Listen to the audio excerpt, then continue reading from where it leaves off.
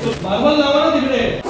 तिथे क्वालिटीचं काम झालं पाहिजे. ग्रेनाइट कशाला पाहिजे? मार्बल लावा चांगलं वाईटवालं. आपल्याला 5 स्टार हॉटेलसारखं दुसरं पाहिजे ना. मानांकित प्राप्त इक्विपमेंट्स असतील तेच इक्विपमेंट त्या ठिकाणी लागलं पाहिजे.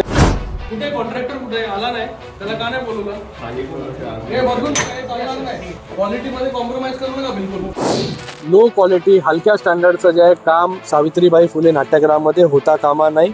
महापालिकेची वस्तू आहे तर तशीच दिसली पाहिजे का? महापालिकेची वस्तू आहे तर तशीच दिसली पाहिजे का?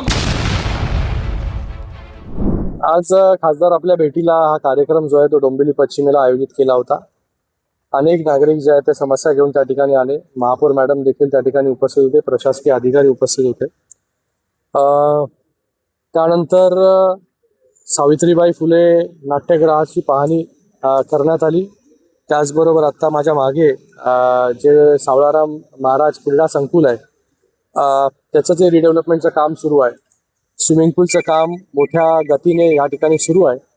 त्याचबरोबर डोंबिवली पश्चिमेमध्ये नानासाहेब धर्माधिकारी सभागृहाचं काम त्याची पाहणी केली.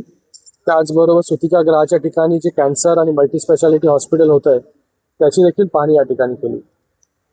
सावित्रीबाई फुले नाट्यगृहाचं काम जे स्टेज आणि त्याचबरोबर आसन व्यवस्था आहे ते ऑक्टोबर एंड नोव्हेंबर स्टार्टपर्यंत पूर्ण होईल.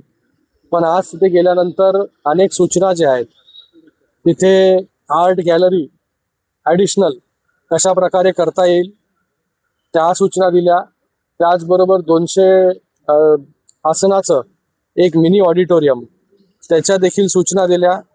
त्याचबरोबर जे कलाकारांना रेकॉर्डिंग स्टुडिओ पाहिजे असतं किंवा प्रॅक्टिस हॉल पाहिजे असतो ते देखील त्या ठिकाणी झालं पाहिजे अशा देखील सूचना दिल्या.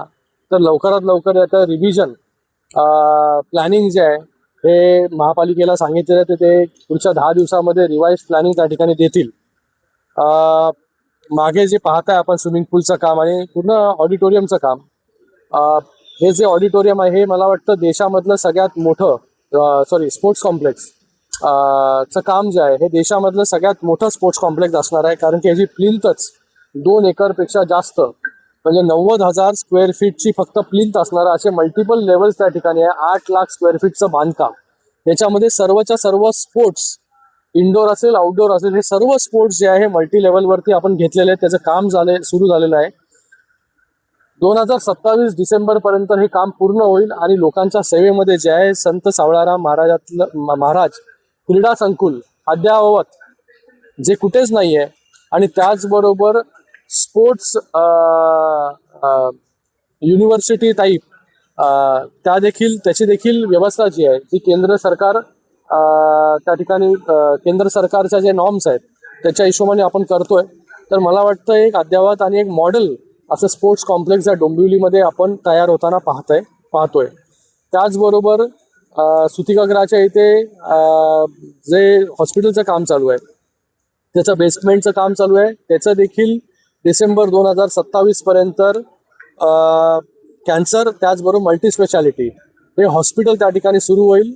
आणि सायमल्टेनियसली मी महापौर मॅडमना पण सांगितलेलं, आयुक्तांना पण सांगितलेलं आहे, जे शास्त्रीनगर हॉस्पिटल आहे, रुक्मिणीबाई हॉस्पिटल आहे, त्याचं देखील 500 बेडचं आपल्याला रिडेव्हलपमेंटचं काम जे आहे ते लवकरात हाती घ्यायचं. त्याचा DPR जो आहे हा तयार आहे. मागच्या जीवीमध्ये मेडिकल कॉलेजसाठी जे आहे आर्ट गॅलरी त्याचा देखील विषय जो आहे तो मंजूर करण्यात आला.